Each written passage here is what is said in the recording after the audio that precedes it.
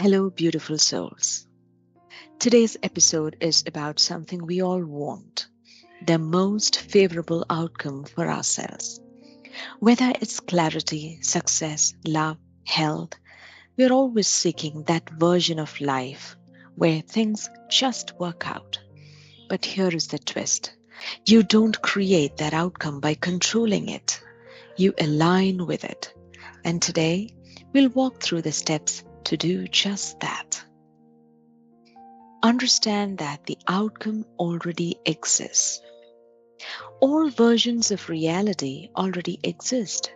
You don't manifest it, you shift into it. What does that mean? There's a version of you already living the outcome you want, but you only access it by matching its frequency. So before you take action, remember this: your job is not to force the outcome, it's to become the vibrational match to it. What if the path you are meant to walk is not something you figure out, but something you follow, moment by moment, like a golden thread that lights up only under your feet? Let's see a few steps to help you align with your most favorable outcome. First, look at all your available choices right now. At any moment, you have choices: what to do, where to focus, how to respond. Look at those options and choose the one that excites you the most. Not the one that makes the most money, not the one that makes the most sense, the one that makes you feel most alive. Even if it's small, even if it's seemingly trivial. Excitement is not a random emotional burst. It's your soul's compass, the body's physical translation of your higher self saying, this way, this way. So you follow it. And how do you follow it? Next step: by following your highest excitement. Right now, pick the one that feels the most exciting, even just a little. Your internal compass is excitement, not reckless thrill, but that deep, authentic pull that says, this feels most alive, most me. That's your portal. So ask yourself, what can I do right now that excites me the most with what I have available? Then do it fully, not halfway, not waiting for permission. This step changes your frequency, and that changes your reality. Now, the next steps are: you act on it fully, with integrity, with passion. And then, most importantly, let go of what happens next. Act without insisting on the outcome. Now, this step is where things get magical. This is the subtle mastery. We have heard Lord Krishna say, do your duty, but do not cling to the fruits. That means act without expectation. Outcomes are not your job. This is nishkama karma. Action without attachment. Do the thing that's yours to do joyfully, truthfully, and let the rest unfold in ways you may never predict, and letting go of results. Let me repeat: outcome is not your job. Alignment is. When you insist on how and when something should happen, you constrict energy. But when you act freely, fully, and without demand, you enter a flow state where life starts to respond. Ironically, this surrender opens the door to your most favorable outcome.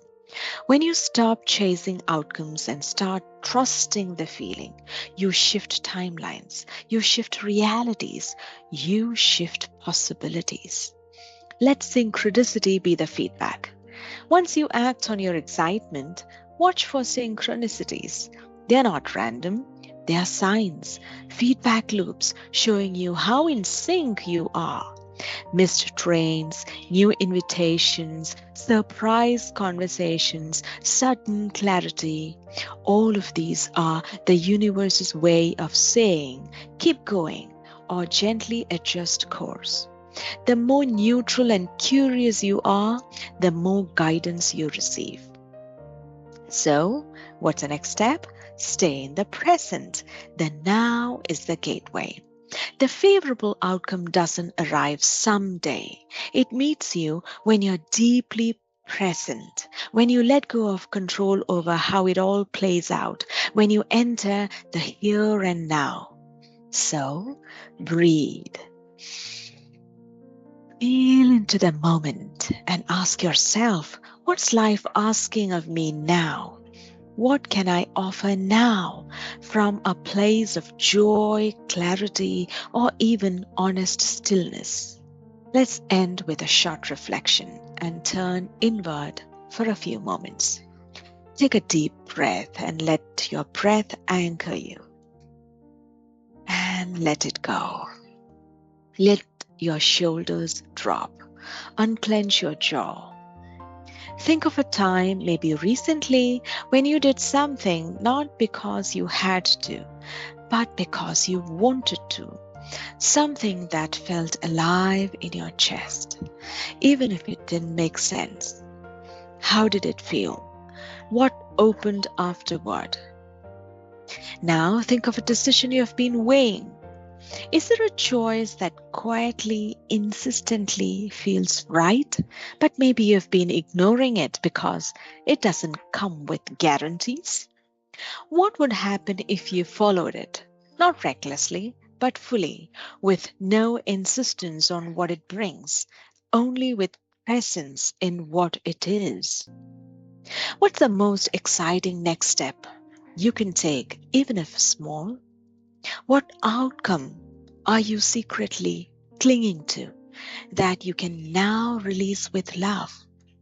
What if you trusted that the most favorable version of your life is trying to reach you if you just allow it? Say softly to yourself, I align. I don't chase. I become the version of me who already lives this outcome. And I let life respond. Here is my invitation to you, my friends. Follow your highest excitement. Excitement is not a distraction. Your most favorable outcome is not outside of you. It's encoded in your highest excitement, your surrendered action, and your present moment trust.